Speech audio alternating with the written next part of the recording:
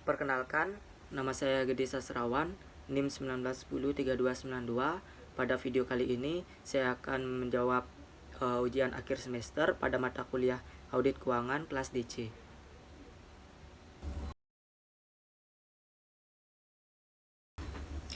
Karena konsep materialitas adalah besarnya nilai yang dihilangkan atau salah saji informasi akuntansi.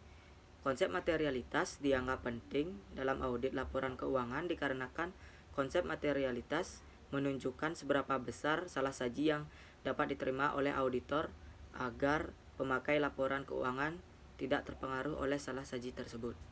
Konsep risiko audit menunjukkan tingkat risiko kegagalan auditor untuk mengubah pendapatan atas laporan keuangan yang sebenarnya berisi salah saji material.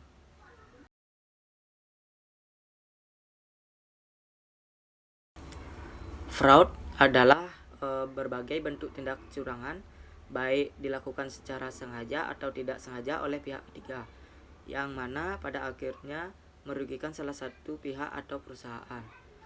Hubungan fraud dengan tingkat materialitas pemeriksaan auditor, yaitu tindakan kecurangan fraud akan diaudit oleh auditor dengan tingkat materialitas yang bertujuan untuk mengetahui kecurangan yang terjadi.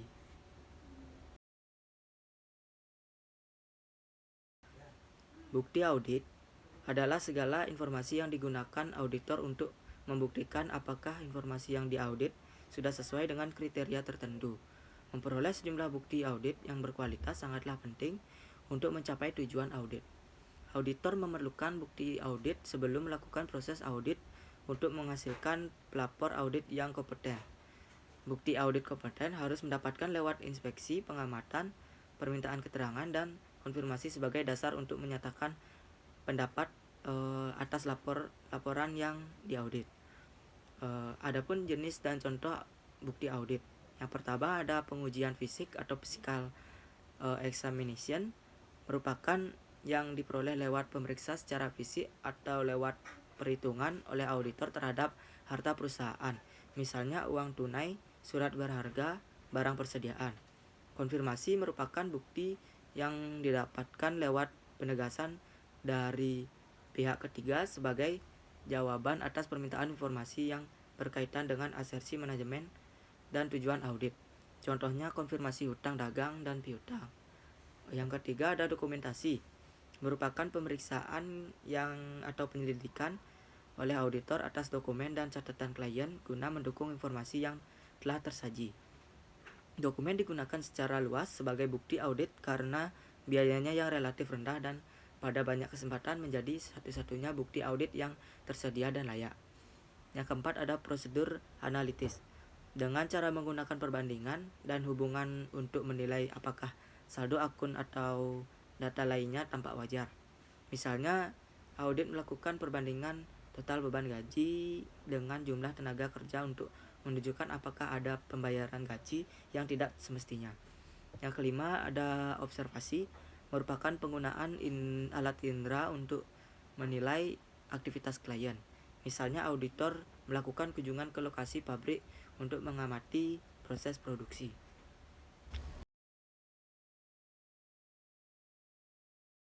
Fraud triangle adalah segitiga kecurangan yang menggambarkan adanya tiga kondisi penyebab terjadinya penyalahgunaan aset dan kecurangan dalam laporan keuangan.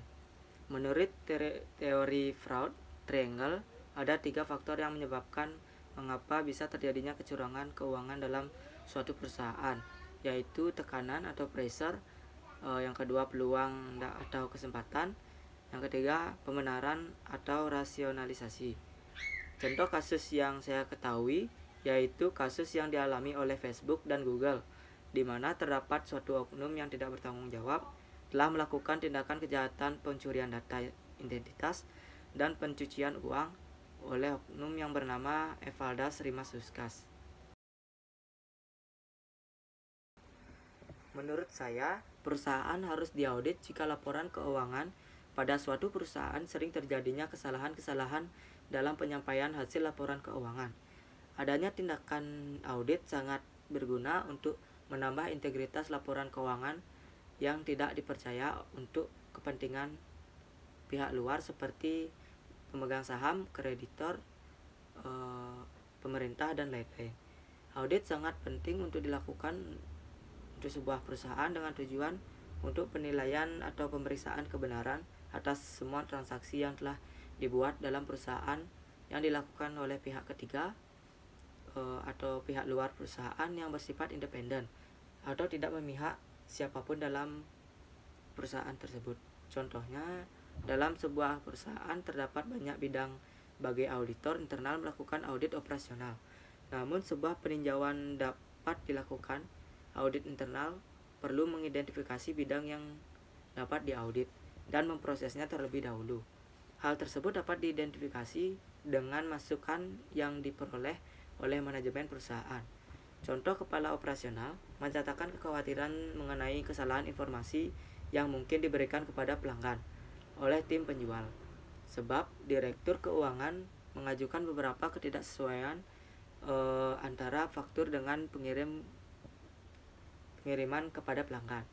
Untuk kasus ini, proses penjualan dan proses penerbitan faktur mungkin perlu ditinjau. Auditor juga dapat mengidentifikasi proses atau operasional yang akan diaudit dengan memahami gambaran besar bisnis terlebih dahulu. Kemudian, auditor dapat mengidentifikasi proses dan juga unit bisnis yang terkait. Setelah semua ini diidentifikasi, auditor harus melakukan penilaian untuk mengidentifikasi risiko yang terkait dengan pengendalian dan proses audit. Sekian dari pembahasan ujian akhir semester ini. Mohon maaf jika banyak kekurangan-kekurangan dalam penyampaian ujian akhir semester ini. Saya ucapkan terima kasih.